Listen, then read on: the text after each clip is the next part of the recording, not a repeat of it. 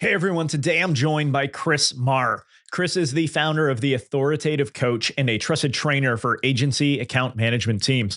He helps client facing teams move from order takers to trusted advisors with a focus on strategic communication, peer level leadership, and account growth. His book, The Authoritative Coach, offers a blueprint for turning account managers into confident client leaders. Now, I wanted to have Chris on because so many agency owners lose clients due to the soft skill gap on their team, and he knows exactly how to fix it. So, in this episode, we discuss moving from people pleaser to peer level partner, the most critical and most missing account management skill, how agency owners sabotage account managers without realizing it, and more. Lead gen is the hardest part of running an agency. For most, it's unpredictable, it's slow, and it's usually expensive. Gia flips that. It's the all-in-one growth platform that turns your existing relationships and client work into a steady pipeline. Gia automates lead gen, follow-up, and content, and it's all from the work you're already doing. You can check it out and get some free bonuses at getgia.ai/dynamic agency. And now, Chris Marr. It's easier than ever to start an agency, but it's only getting harder to stand out and keep it alive. Join me as we explore the strategies agencies are using today to secure a better tomorrow. This is Agency Forward. So what's the difference between an order taker and a client leader in account management? Yeah, good place to start, I think, right? This really encompasses my work, Chris, which is like, how do we get people from order taker to authority, or from people pleaser to peer, right? In other words, how can we have people walk? I mean, most times these days it's online, but how can we have our account managers appear present in every room, feeling truly like a peer and being treated like one as well? So this is all about perception, but that really comes from what's going on inside that person, right? So it's a high level of self-respect and self-confidence and self-assurance. So that's the difference, really. I would say, like, broadly speaking, it's the difference between someone who has low self-confidence, low self-assurance, low self-respect, and somebody who is high self-respect and self-confidence. Those are two entirely, can be the same person, but that's the journey we want to take people on, knowing that the level of respect that you get from your clients can never be higher than the respect that you have for yourself. So we're on this journey to help people through that, right? Which is give them the skills, the competencies, everything. We're probably going to talk about a bunch of this stuff today to help them feel confident going into these rooms, knowing that they can handle any situation, like no matter what it is. I feel really good that my training will show up and I'll be able to like tackle this. So, an order taker is a yes person, a people pleaser is, sweeping things under the carpet, is not seen as like a strategic partner. It's not somebody that a client's going to go to and ask for strategic guidance, or maybe even like take some problems to as well. It's like, hey, could you help us like think through this problem? It's not going to be like that. The relationship's going to be entirely different. And so someone who's like a client leader, you could say, or, a peer or a trusted authority is what I would call it, is somebody who's challenging their clients, like pushing back on their ideas. I always talk about this idea, like we want our account managers to be in a role where they're expediting decision-making. So what that means is, like, instead of slowing decisions down, we're speeding them up, right? So we're challenging people to make choices now. Force clarity. So how can I help my clients to be more clear about what they want, what they need, how they're going to get it, and to set strong strategic goals, expert recommendations. Oftentimes this is also managing things like scope creep as well, and boundaries. And also your ability to, if you're a client authority or a client leader, you're also really good at managing all the different stakeholders. So I see the account manager very much at the heart of the agency, managing the external stakeholders, got to manage the internal stakeholders, got to really understand and how to manage up towards agency ownership as well, whilst at the same time, driving towards the result that the client's looking for as well. So there's quite a lot going on in an account manager role. More like when you start to really unpack it and think about it, it's actually quite a critical role. I don't know that it gets that critical look at it from the agency owner perspective. And I think it's time to perhaps put the agency account manager a little bit higher up on the pedestal, so we can see this is actually these people are playing a critical role, not just in the client relationship and their ability to drive results for the client, but also retention for the agency and growth for the agency. Yeah, I think that's how I would, talk about it and think about it. Right. One of the things you brought up in there was like Sure. the ability for an account manager to step into any situation, just have the confidence that they can work through that. Yep. Like, I've worked with a lot of agencies. I don't like that is a very, very difficult skill for account managers to Sure. have, because the natural inclination is like, let me just give them what they want so that they're happy. My boss will be happy, right? They Sure. move into the people pleaser tendency. How do you help them shift away from that? Yeah, there's a lot. I think there's multiple factors here. I think you're hitting on something though, like like how that account manager is really set up to fail from the very beginning, which is, oh, Chris, you're really good with clients. I think you'd be a great account manager. In other words, you're polite, you're nice, you're friendly, you're all the things that sit in the people pleaser camp. And I think once you get into higher stakes situations with clients, you realize that those are not the skills that are going to help you. In fact, those are the skills that are going to hold you back from being successful in your role. And so I think it starts internally, about the culture around what an account manager role is and the skills that are required to be really great at it.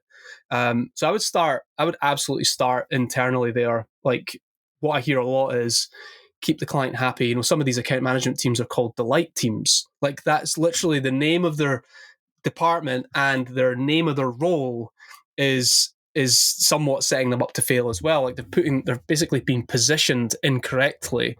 And so I think we need to look at how we position them, how we talk about that role, how we communicate that to the client. Like, I would be looking at changing the job description, changing the job title, changing the bio on the website of the people that are in these roles, making sure that the account executives and the owners actually edify and have credibility statements for these people, so that they're not just simply here to make sure that you are going through the project successfully or whatever it might be, but there's an actual critical element to the role and how it links directly to the success of the client and the results that they're looking for. I don't know if that specifically answers your question, but that's certainly what comes to mind. No, I think it was a loaded question because I don't know there's any one path to solving it. Lots of factors. Number one is definitely how we set it up from the beginning. I would say also there's I think something like less than 5% of account managers have had any formal communication training, right? So that just screams massive problems, and it's not just that they've never had formal communication training. It's just not an area that agency owners are investing in either, because it's not seen as a critical role. Right. And soft skill. And then it's just, and then it's not, then they're not willing to invest in it. So there's no money going into it, and then no one gets the training. And then they wonder why we're losing these clients, or we're not able to have these, or there's loads of escalations, or the agency owner, look at your life as an agency owner. You wake up in the morning worrying about what's going to go wrong today, what client fires you're going to have to put out, what escalations you're going to have to deal with, what cancellation conversations you're going to have with clients today. You should be asking yourself, why is my team not able to handle these high stakes conversations? And I call this the babysitter trap. Is likely for agency owners that are listening is the skills and the strengths that you had to build your agency are now your weakness, right? Solving client problems, bringing in strategic guidance, and closing deals, all that stuff that you did before is now you have to trust other people to do that work so you can focus on direction and vision and growth of the agency. But if you're continuing to do all this work, put out these fires, jump in and save the day, they call it a God complex, it's only the way that someone might say this is if you want something done right, do it yourself. But as an agency owner, as your team grows, your ability to work through people and lead people is the strengths and the skills that you need to develop and allow other people to do it. So this babysitter trap becomes the lid and the reason why account managers can't grow. And it's also a reason why they leave as well. They aren't going to stay in an agency where there's no growth for them. If I'm not getting exposed to more and more challenging conversations and challenging client situations, then I'm I'm not going to grow. And if I'm not going to grow, I'm not going to get promoted. And if I'm not going to get promoted, I'm not going to make any more money. And so I go find other opportunities. And so I think really, I mean, when you peel it all back, it all starts with the agency owner and how they see the role, their investment into that role, and how their own behaviors perhaps are affecting success in that role as well. Right. So if they don't want to necessarily spend money on the training, I think a lot of agency owners are probably looking for the experiential like learning path. Yeah. Is there a way that they can absolutely kind of set them up for success more so? Yes. If that's the route they choose. 100%. So here's what I encourage every agency to do. They have to do really two things that are almost like that's us pushing on the door here that opens up everything else, which is role playing. Okay, so we want to do real role plays. So if you're an agency owner and you've been building your agency for 10 years or longer, you're going to have a ton of client experience. You're going to know the good, the bad, and the ugly of every situation you've ever been in. Your job now is to play those scenarios out with your team and role play it with them from the lower stakes right through to the higher stakes, making it really difficult and challenge your team to respond to these situations. So the general rule is here we don't want to practice on our clients. We want to practice on each other. So then when we work with our clients, we're well practiced. So role playing then has a knock-on effect to reps, right? We want to get more reps. Like think about practicing your backhand in tennis, right? It's like you've got to hit that ball 1,000, 2,000, 3,000, 4,000 times, right? So we want to get reps in. So role playing naturally leads into more reps, and you as the owner bringing in these scenarios and getting people to role play them out that's one of the first things. So we want to create a culture of practice and improvement in there. So in other words, you could say, we would really like our agency owners to be more coach-like in their approach with their account management team. So how can I coach these guys to grow and improve? And then over time, releasing things. It's like, right, I'm no longer going to deal with these situations. You're going to handle these now. So when this happens in the future, you don't say, I'll get Chris to help you with that. You say, I'm going to deal with this. And over time, your account management team are doing more of the more high-stakes stuff, giving you the time back to go and do the more visionary and growth stuff for the agency. So that's number one. And the second thing is a culture of what I call call swaps. So if you and I were on the same team, Chris, I would send you one of my client sessions to watch. You would send me one. I would watch yours. You would watch mine. I would give you feedback. You would give me feedback. But at the same time, I'm watching you. I can see the things that you do better than me. And then I'm learning from you and so on and so forth. And that's just another cultural shift that we're looking for, this idea of process, a learning culture, a learning organization. Those are the two things that, if those are happening, I know that the agency is growing, both at the individual level and at the organizational level. So it's two examples of just cultural shift that we're looking for. You hear about sales teams all the time, rewatching calls, but yeah, I don't know that I know any agency owners that are rewatching client meetings to see what they could be doing better from an account management perspective. Yeah, I would add one thing to that, which is high-performing sales teams do it. Right. Yeah. The reason that we have a successful sales coaching program is because most sales teams don't actually do it, which is interesting. But what you're saying there is true, right? It's where we typically see this is in sales teams. Right. What we're doing is also saying that, it's obvious when you say it out loud, right? Of course, if we want to learn and we want to grow and we want to do that at a rate, right? We want that steep learning curve. We absolutely need to throw ourselves into practicing the things that surprise us. We don't want to get onto a client call and the client says something and we flinch. Then we're on the back foot, we're on our heels, the client's in control, and suddenly we're supplicant to the client.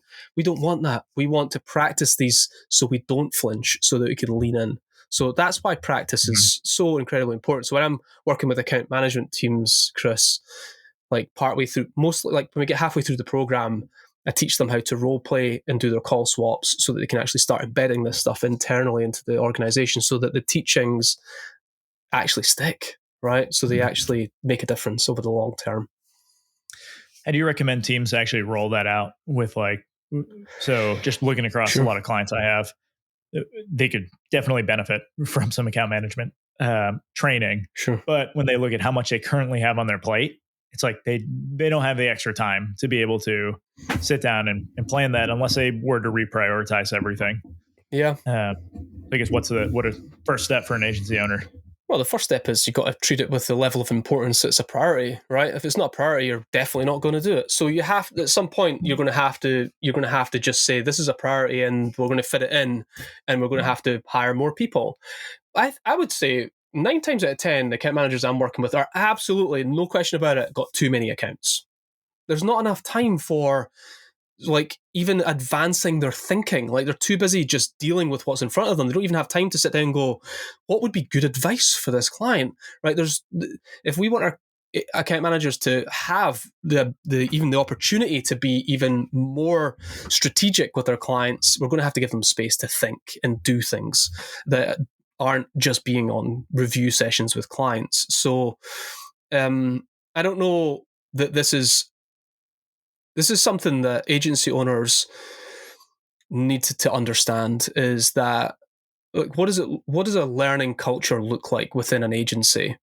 At some point, your agency is going to get to the point where, this is my core thought here, which is that action drives out thought, right? So if there's just lots of firefighting, everyone's super busy and like we don't seem to be growing, but everyone's busy and we're not making enough money and the revenue's not going up, but we're getting busier and busier and busier. What is going on? Something's wrong here, right? There's a limiting factor somewhere, right?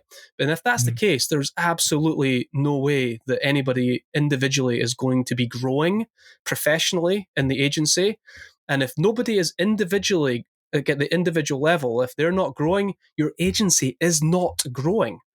Like your agency growth, it represents the individual. And so we want to make time for individual professional growth in the agency. These people are assets to your agency over time. And so if we can invest in them, in their coaching and their training, they're more likely to stay with us. They're more likely to add more value to the agency.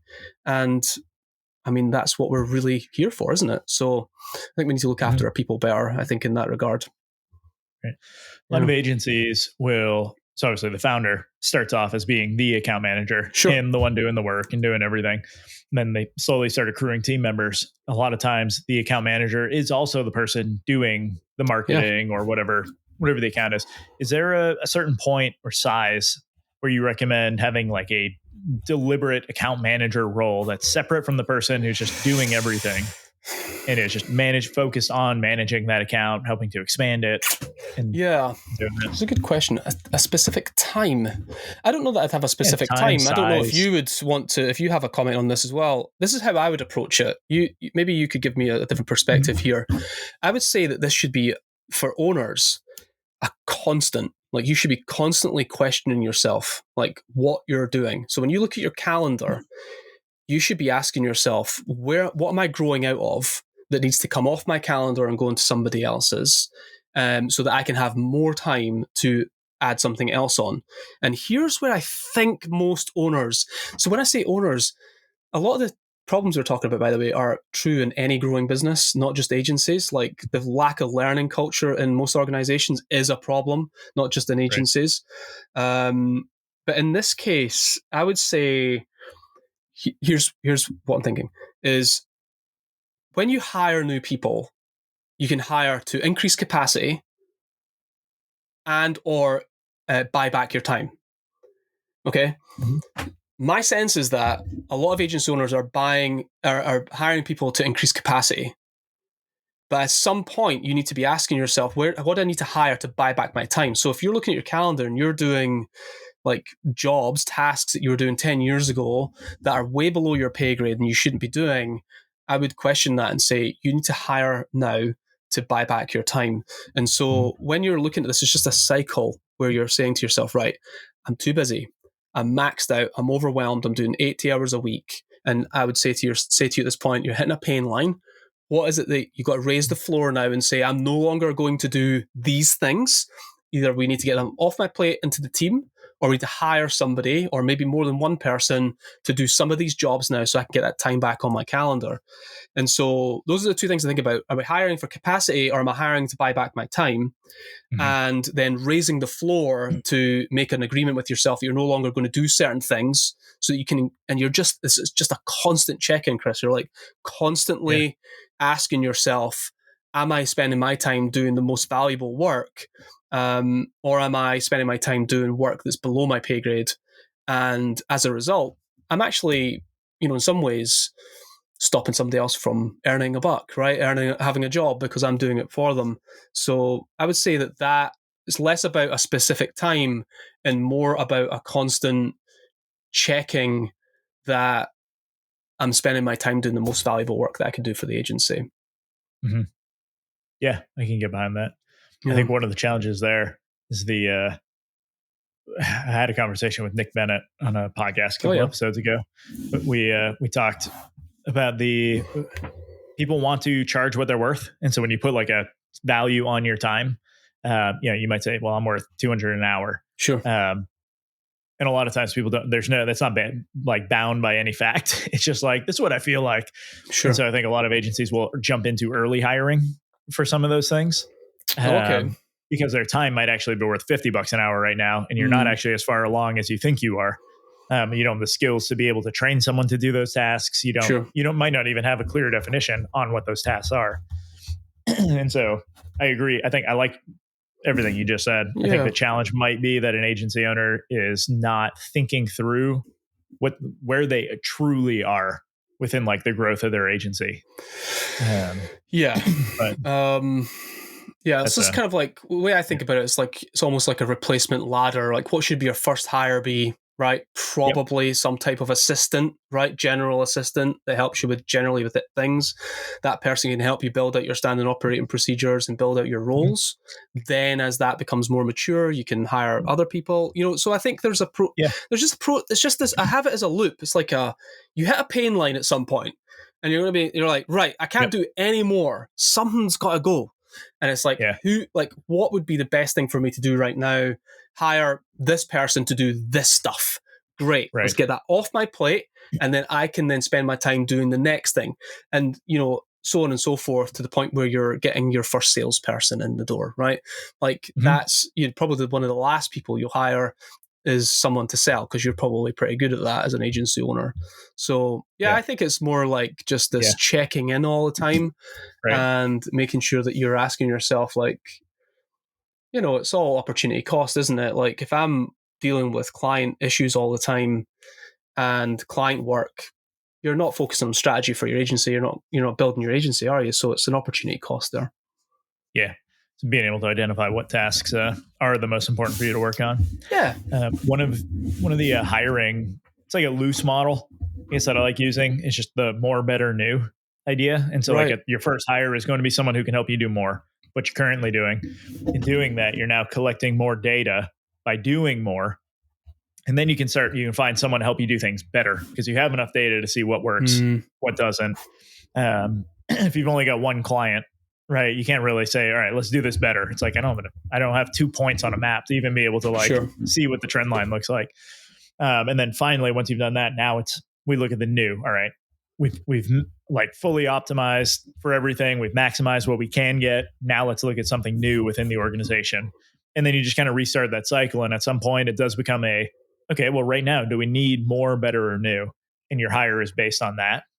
Sure. So loose model, that's been helpful before. Yeah. Yeah, that's good. I like that. I think it works quite nicely with the whole idea: am I hiring for capacity or buying time back as well? Right. That could be another filter perhaps that comes in there. Yep. But what we're hitting on here as well, though, is like getting the time to think about this stuff. Mm-hmm. It's like, Yeah. if we can make sure that our agency owners are protecting some of their time every week to at least think deeply about these different experiments. One of the things I think a lot of people generally struggle with is like sitting with a blank piece of paper and just thinking about the decisions they want to make, and even being divergent about it. Like, people get in their own way about these decisions. They think, well, what if I just like sacked everybody? You're like, oh, we can't do that because, and it's like with what if, they get into this idea of like it's a reality when actually all you're doing is sitting with a blank piece of paper.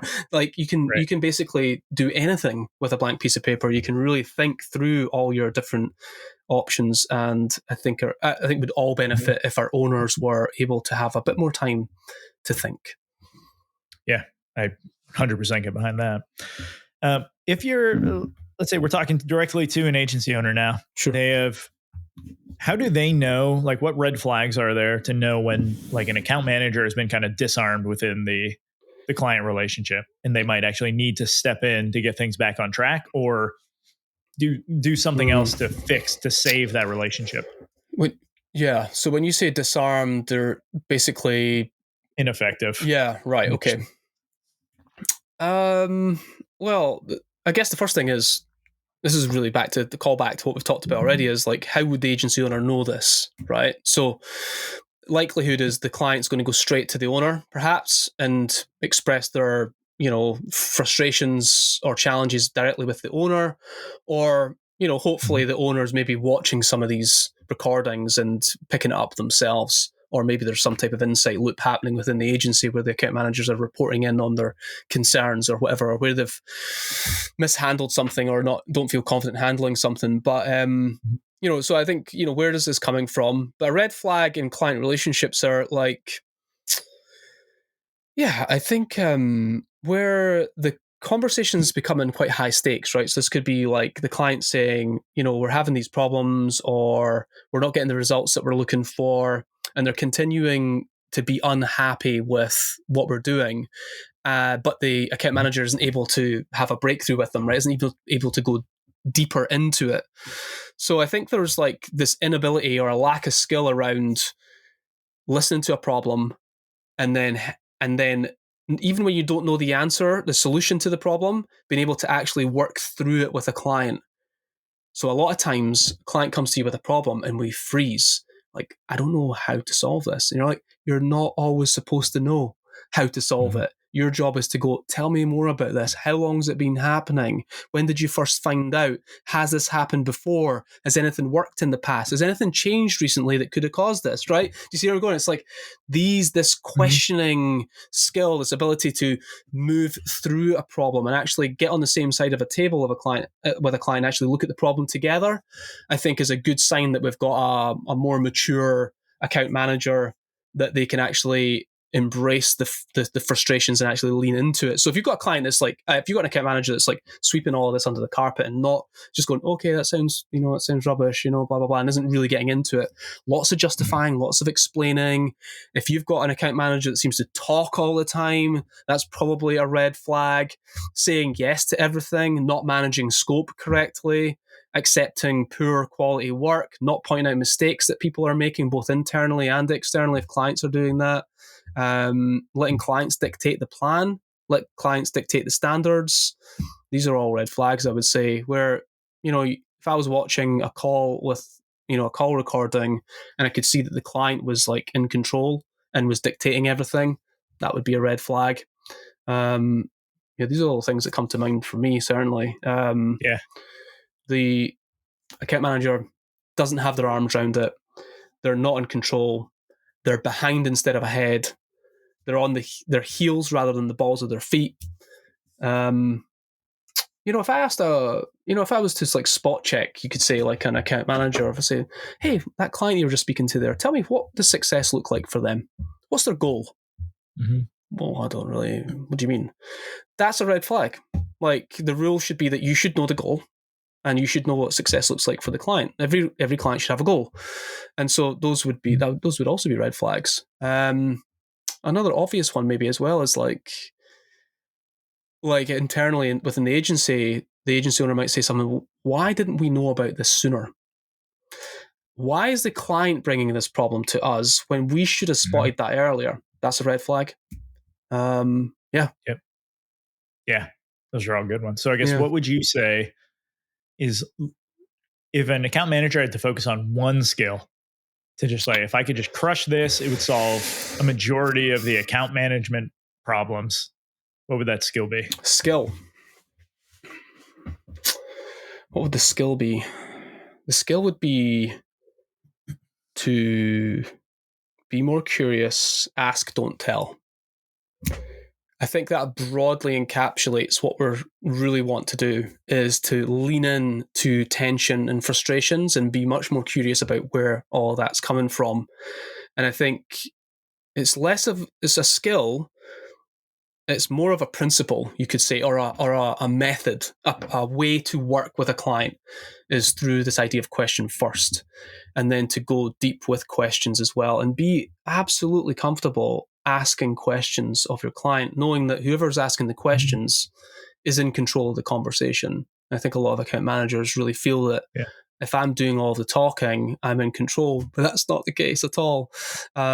So, I think it's that skill plus a number of things that we've talked about today, being able to, force clarity with a client, being able to get them more clear, being able to get them to articulate their goal and what success looks like, being able to raise the stakes with a client so that the work that we're doing feels important and meaningful to them. This is all, and this is all like beyond, I would say this is like the outcome from your ability to ask really great questions. Yeah. So this one is not the most important skill, but it was a skill that I learned along the way that was stopping me from being curious. And like, I would fill the gap. It's basically called owning the silence. When you do ask a question, it's being able to sit there silently and wait for someone to actually answer the question. We always feel this like obligation, like, oh, there's silence, I have to fill it with something. And when then you start talking over and the client just knows you're going to talk, and so they don't actually have to answer the question, you never get to the heart of the matter. So sometimes just sitting there and like forcing it out of them, because if people feel uncomfortable, right? Like when there is silence, people want to fill it, and you just got to let them own it. People need to slow down. The issue I've seen is like we're going too fast, and we need to slow down, do less, but do it better. And that does mean asking good questions and then being able to like be confident that the question you've asked is a good question, and that people need time to think as well, and just let the conversation happen quite naturally. We get in our own way a lot about all of this, right? We want to, like, we just get uncomfortable with all of this, but we need to step into it and embrace this. That's a part, like part of the work I do is like we call it imposter syndrome, right? It's just the gap between where you are and where you want to be.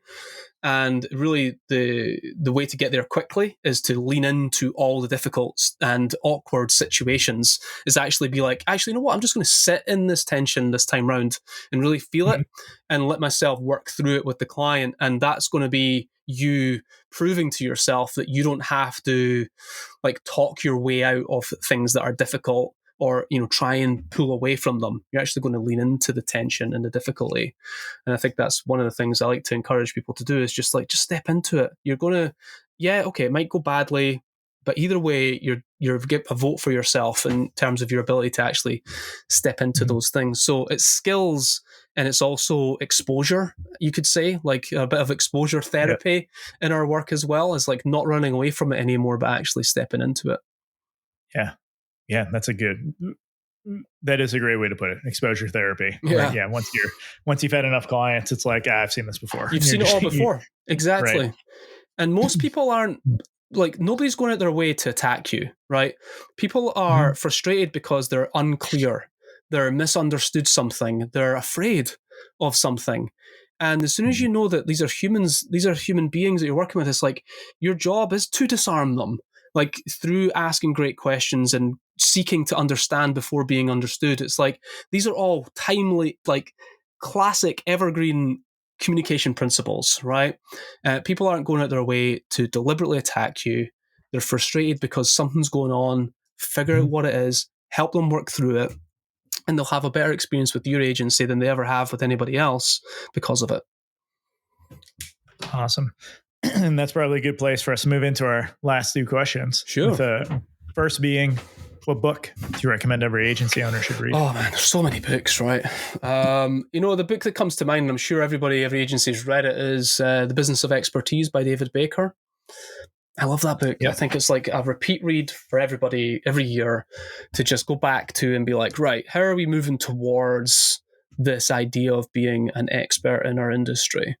I love that book, and I think it's all on point for agencies, especially. Yeah. We had Dave on. Right. At this point, when this one goes live, this will probably be like 30 episodes ago. But awesome. It was a good one. If anyone wants to go back, love that. Yeah. So I mean, going back to that podcast, I'm sure it would be good for most people as well. But that's the book that certainly is front of mind for me. Yep. Right now. Yeah. Awesome. And where can people actually grab a copy of your book? Yeah, just so everywhere. Like, it's on Amazon. And if you want to know a little bit more about it, go to the authoritativecoach.com and you'll find a bit more about it there. And you can download some free chapters and all of that good stuff as well. Awesome. We'll get that linked up in the show notes. And then finally, where can people find you? Right. Yeah, so LinkedIn, Instagram, that's where I'm most present. So just the Authoritative Coach on both platforms. And if you DM me about anything, I'm there. So anything that you picked up on the show today, if you want to know more about these things, they can drop into my DMs and ask me anything and I'll be there. Yeah. Awesome. Chris, thanks for joining. Thanks, Chris. It was a great conversation. Cheers. That's the show, everyone. You can leave a rating and review, or you can do something that benefits you. Click the link in the show notes to subscribe to Agency Forward on Substack. You'll get weekly content, resources, and links from around the internet to help you drive your agency forward.